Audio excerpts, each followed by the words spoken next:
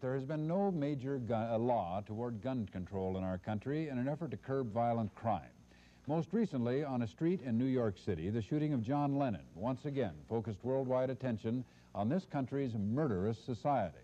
Tonight, reporter Cheryl Jones begins a 5-part Project 7 series on guns and their control.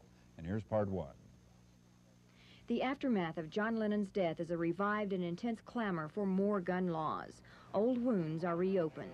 Here in Colorado, survivors and families of victims killed by bullets say their tragedies would not have happened if guns were outlawed.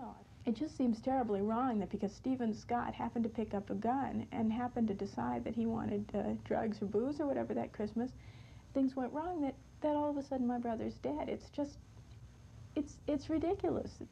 Amy Shapiro's brother Andy was shot and killed Christmas Eve 1978 while on duty as a cab driver. He had responded to a call close to Staples Airport. It was Andy's last call.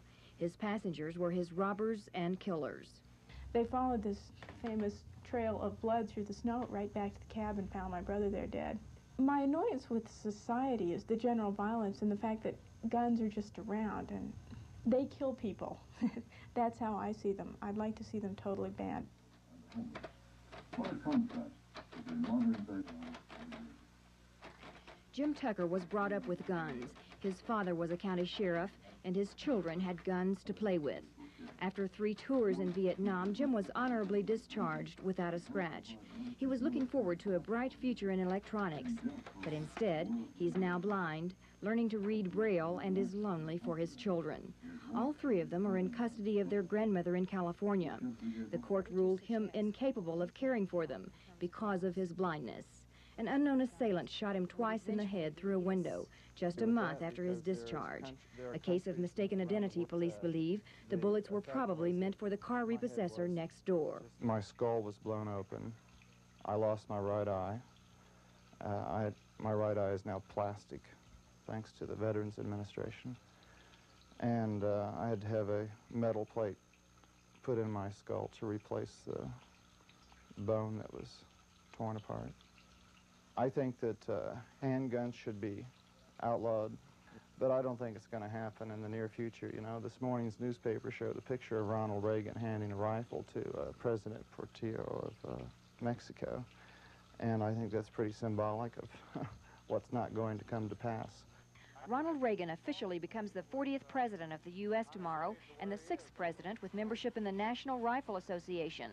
He opposes the banning of guns and national registration, but favors mandatory penalties for criminals using guns and a waiting period before purchase by law-abiding citizens like California's law. The next First Lady says she keeps a gun by her bedside. Gun control opponents say it's the criminal, not the gun, that causes crime. Still others claim a waiting or cooling off period for purchase only allows the government snooping rights into private affairs, and besides being ineffective, they say, it would cost millions to enforce. Some say their concerns are for the future of our country, for freedom, and fear registration is the first step toward confiscation, an unarmed citizenry, and an eventual police state. Gun control is people control. And people control is dictatorship.